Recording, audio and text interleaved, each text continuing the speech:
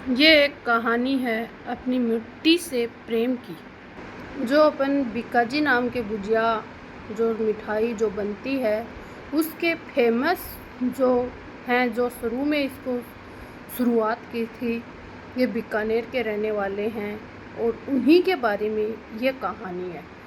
तो आप सबको कैसी लगे कमेंट में ज़रूर बताना। आशा करती हूँ कि आप सबको अच्छी लगेगी और मुझे भी प्लीज़ सपोर्ट भी करें और बताइए कैसी लगी। अपनी मिट्टी से प्रेम तक, प्रेम की कहानी है ये कहानी एक फना बाबू की है, एक ऐसे इंसान की जिन्होंने छोटी सी शुरुआत को बड़े सपनों में बदला। भुजिया को दुनिया तक पहुंचाना और कामयाबी के हर पड़ाव पर अपनी जड़ों से जुड़े रहें।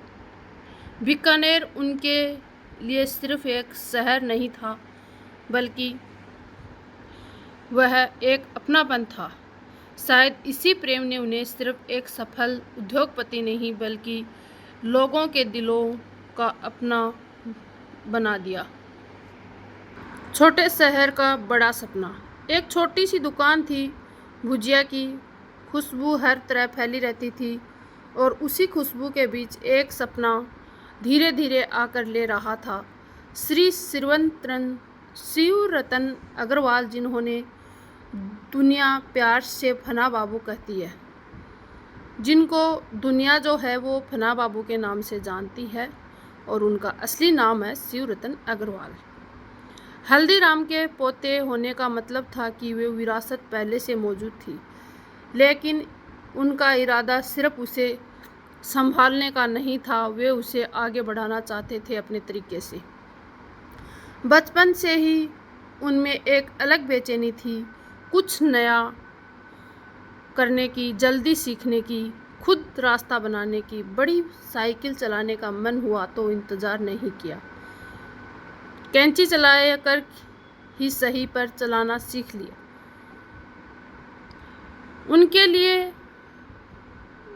उनके लिए तरीका मायने नहीं रखता था, मंजिल लगती थी। स्कूल की पढ़ाई में उनका मन नहीं लगता था, किताबों से ज़्यादा उन्हें रसोई हलचल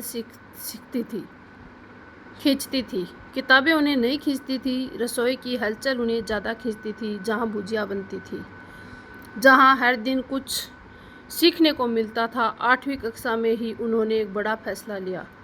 उन्होंने अपने पिता से कहा कि उन्हें पढ़ाई में मन नहीं लगता है, वो काम को सीखना चाहते हैं। यह आसान नहीं था पर सच था, और इसी सच्चाई ने उन्हें उनकी राह पर आगे बढ़ा दिया। जिद, जिज्ञासा और एक मुट्ठी भुजिया। उनकी नज़र सिर्फ देखने की नहीं थी, सीखने की थी। शुरुआत में उन्हें पास रहने आने नहीं दिया गया, लेकिन पर उन्होंने हार नहीं मानी। उन्होंने तरीका निकाला, मुख्य रसोई को चाय पिलाना शुरू किया। बातें बढ़ी, भरोसा बना और एक दिन उन्हें सीखने का इजाज़त मिल गई।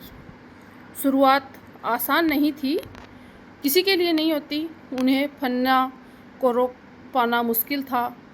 नन्हे फन्ना को वो रोक नहीं पाए, उन्हें रोकना मुश्किल था। रसोई में जाना मना था, पर जिज्ञासा उससे बड़ी थी। मौका मिलते ही वो अंदर पहुंच जाते, मुट्ठी भर भुजिया जेब में भरते और दोस्तों में साथ बांटते। दोस्त भी जानते थे कि फन्ना के पास हमेशा कुछ खास होता है। धीरे धीरे उनका रिश्ता भुजिया से सिर्फ खाने का नहीं रहा, वो उसे समझने लगे और वो चुपचाप होकर रसोइयों को देखते, कौन कैसे काम करता है, कब रुकता है, क्या बेहतर हो सकता है। पहले सिर्फ खड़े रहने का अभ्यास, फिर धीरे धीरे काम। 3 महीने तक सिर्फ एक ही चीज़ सीखते रहे, पर उन्हें जल्दी नहीं थी। हर छोटी चीज़ जीत उनके लिए बड़ी थी। एक दिन एक कदम आगे बढ़ने जैसा था, और इसी दौरान उन्हें समझ आया कि भुजिया सिर्फ बनाने की चीज़ नहीं, अगर इसे दुनिया तक ले जाना तो सोच बदलनी होगी। एक नाम जो दुनिया तक पहुंचाना था। पन्ना बाबू सिर्फ बनाने तक नहीं रुके, उन्होंने बाजार को समझा।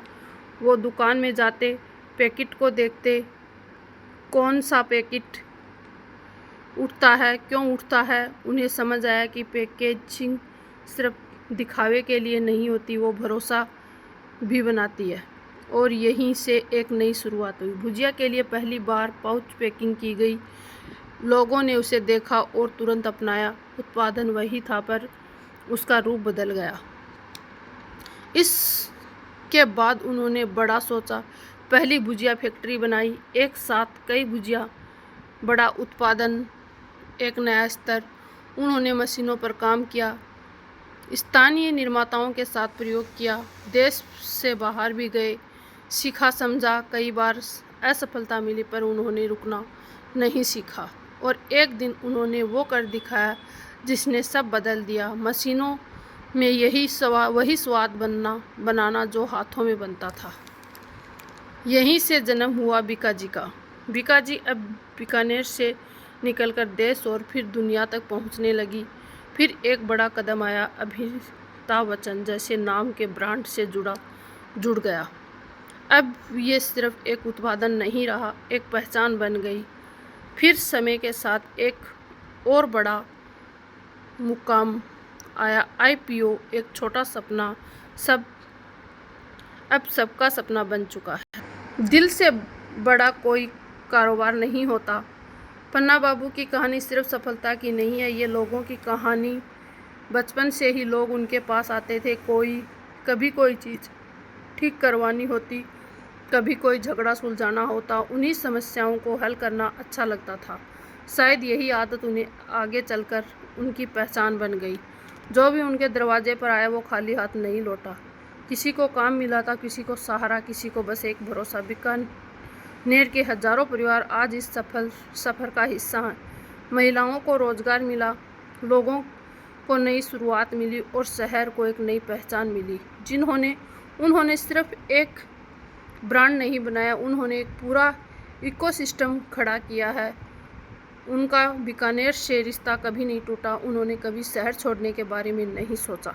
दुनिया उनके पास आई पर वो भरोसा हमेशा अपने लोगों के बीच रहे। आज भी वो सिर्फ एक उद्योगपति नहीं, वो एक सोच है, एक उदाहरण है जो हमें याद दिलाता है कि सपने कहीं से भी शुरुआत हो सकते हैं। अगर इरादा सच्चा हो तो वो दुनिया तक पहुंच सकते हैं। ये कहानी जो हमारी बीकाजी की ब्रांड है उसी की है। और आपको इस कहानी से क्या शिक्षा मिलती है तो ज़रूर बताना। कहानी कैसी लगी कमेंट में ज़रूर बताना। बाय। थैंक यू सभी का बहुत बहुत धन्यवाद इतना प्यार और सपोर्ट देने के लिए।